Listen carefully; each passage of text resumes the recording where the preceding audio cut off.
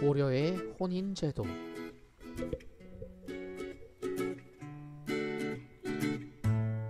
자유로운 연애. 조선시대 전까지만 해도 우리나라는 남녀가 자유롭게 만나 사귀고 결혼도 했다. 고려시대만 보더라도 그네뛰기의 장소는 데이트를 즐기는 젊은 남녀들로 가득했고, 팔관에 연등회 같은 행사나 축제가 있을 때면 어디서나 쉽게 남녀 커플을 찾을 수 있었고, 야심한 밤이면 미래를 즐기는 커플들도 많았다. 여름철에는 시냇물에서 남녀 구분 없이 옷을 둔덕에 벗어놓고 서로 몸을 드러낸 채 거리낌 없이 목욕을 즐길 정도였다.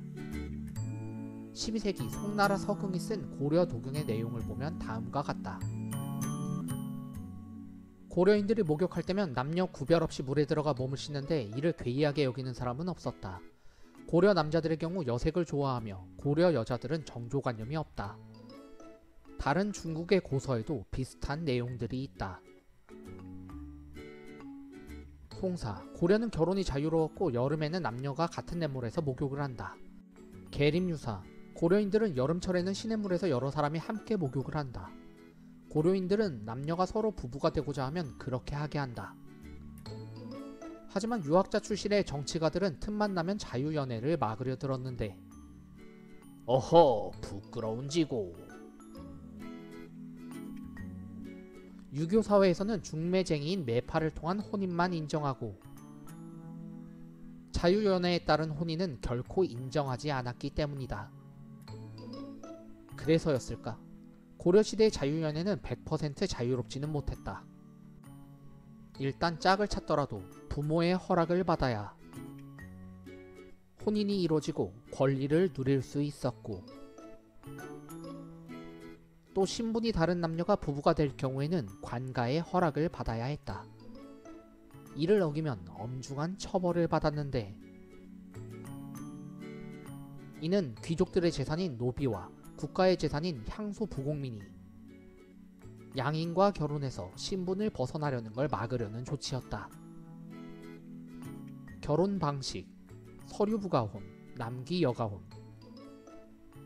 장가여혼은 장인의 집으로 간다는 말로 고구려의 서옥제 풍습의 흔적이다. 고려의 혼인식은 간소하게 치러졌다. 부자들은 패백을 보내기도 했으나 서민들은 저녁에 이웃들과 친척들을 불러 신랑과 신부의 절을 받고 술과 음식을 나누어 먹었고, 그렇게 주변 사람들로부터 인정을 받으면 한 쌍의 부부가 탄생하는 것이었다. 와, 굉장히 간소했네. 혼례 장소는 신부의 집인 경우가 많았는데, 이 당시에는 신랑이 처가에서 생활하면서 처가 식구가 되는 경우가 많았기 때문이다. 이를 서류부가혼이라고 한다는. 고구려의 서옥제도 이와 비슷했지. 다만 사위는 처가에서 농사일 등을 거들어주면서 봉사를 해야 했는데, 그러다 자식이 장성하면 친가로 되돌아갔지만, 심한 경우에는 아들, 딸은 물론 손자까지 낳은 뒤 친가로 돌아오는 경우도 있었다. 하지만 모든 경우가 그런 것은 아니었고, 어떤 경우든 분가를 하지 않고, 처가의 경제적 사정이 좋지 못할 경우에는 빨리 친가로 돌아오기도 했다.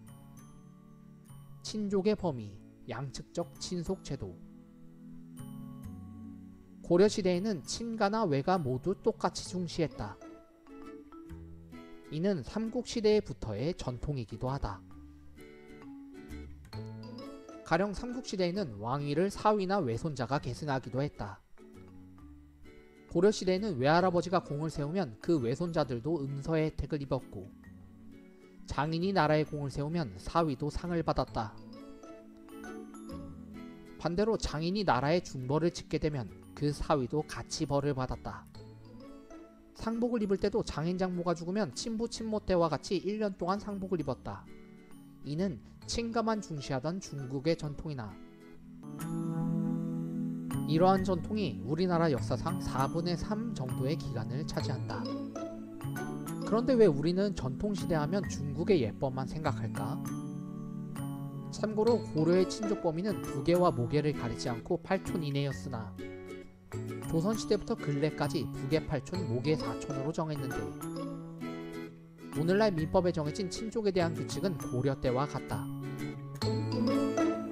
장인의 경제적 부담감. 사위가 장가를 가던 고려시대에는 장인이 어느 정도 경제력이 있어야 사위의 처가살이가 가능했다. 때문에 그런 경제력이 없으면 딸들을 결혼 못 시키는 사건까지 발생했는데 어느 청렴한 관료의 경우 평소 재산을 모으지 못했던 탓에 혼기가 지나도록 딸들을 시집 보내지 못했고